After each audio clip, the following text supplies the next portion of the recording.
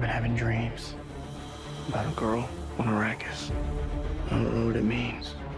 Dreams make good stories, but everything important happens when we're awake. After a year-long delay due to the pandemic, director Denis Villeneuve's epic adaptation of Frank Herbert's classic sci-fi novel Dune is almost here. The film's marketing push has kicked into high gear with new character posters and now a new trailer. So let's go through it to explore the various characters we will meet in the epic saga that is Dune. Before we start, we're going to be comparing a lot of what we saw in the trailer to events in the book, so there might be light spoilers. But mostly, this is meant to help explain the story's many characters and their various relationships. The new Dune trailer immediately introduces us to the desert world of Arrakis and to Chani, played by Zendaya. She is one of the native people of Arrakis, the Fremen, and she explains how the foreign overlords, the House Harkonnen, have brutally oppressed them in order to extract the planet's most valuable natural resource, the spice melange. Though remote and all but inhospitable, Arrakis is the only major source of spice in the universe. Whichever great house controls Arrakis stands to reap great wealth, but also faces constant danger from rival houses. There's a reason people in the Duneverse have the saying, "He who controls the spice controls the universe." This sequence showing the Fremen ambushing Harkonnen troops and their giant spice harvester is from the opening 10 minutes of the film, which was shown to the press in IMAX. These dreamlike shots of Chani are precisely that. Prophetic visions. Timothee Chalamet's Paul, the film's main protagonist and the heir of House Atreides, is dreaming of someone he's never met on a planet he has not yet visited, Chani of Arrakis. Their destinies will become intertwined in due time. House Atreides is basically the House Stark of the Dune franchise. Its leader, Duke Leto, played here by Oscar Isaac, is one of the few benevolent rulers in a galaxy where wealth and power are everything. House Atreides has been granted control of Arrakis by the Padishah Emperor, displacing their generation's-old rivals, House Harkonnen. Even as Leto struggles to protect his family from harm, his son Paul comes to realize that a grand destiny awaits him on Arrakis. Here's Duncan Idaho, played by Jason Momoa. Duncan is one of Paul's mentors and protectors, a loyal member of House Atreides, who's seen here having returned from a mission to Arrakis in advance of the Atreides' move there. Look at you. Put on some muscle? I did?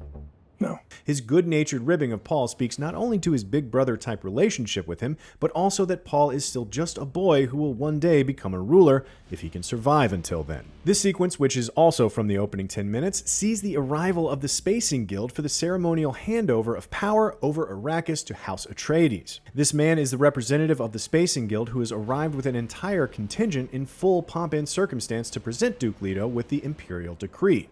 Duke Leto is flanked by his son Paul, Rebecca Ferguson's Lady Jessica, Leto's wife, and Josh Brolin as gruff Chief Officer Gurney Halleck. The Duke formally accepts the charge given him by the Emperor to assume oversight of Arrakis and its spice production. Like Duncan Idaho, Gurney is another of Paul's tough-love mentors and staunchly loyal member of House Atreides.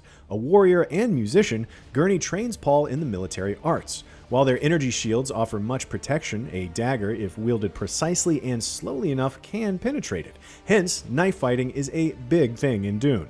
Standing alongside Gurney and Duke Leto is Thufir Hawat, played by Stephen McKinley Henderson. Thufir is quite cunning and formidable, and the story will see his honor and loyalty to House Atreides put to the test. He's not only a master of assassins, but also a mentat.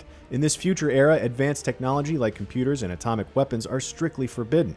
Instead, most technology relies on human brain power. Specifically, trained mentats have conditioned themselves to operate as living computers.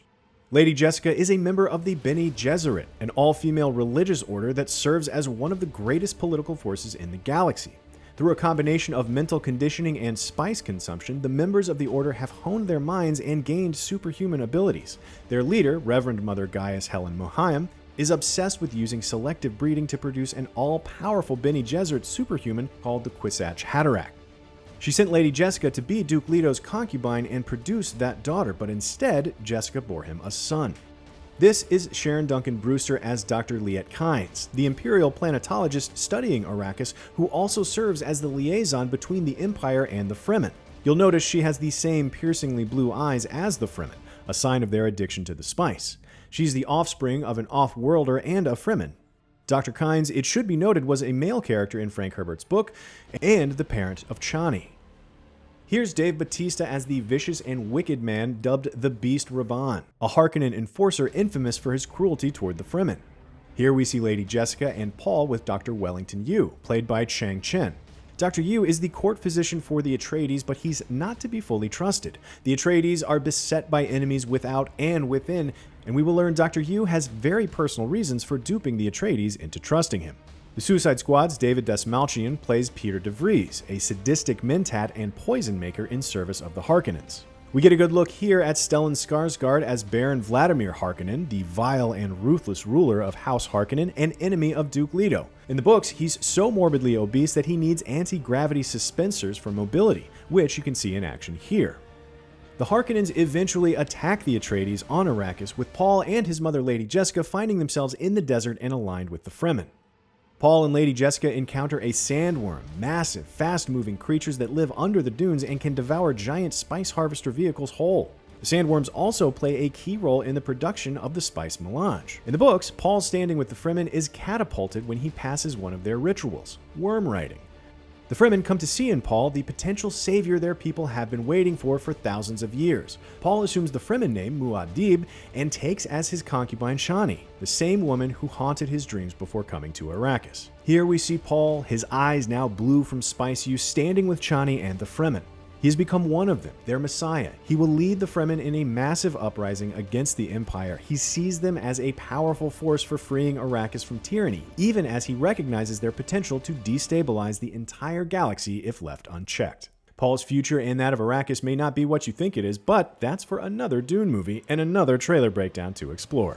What did you think of the new trailer for Dune? Let us know in the comments, and for more on the latest movies, keep it here on IGN.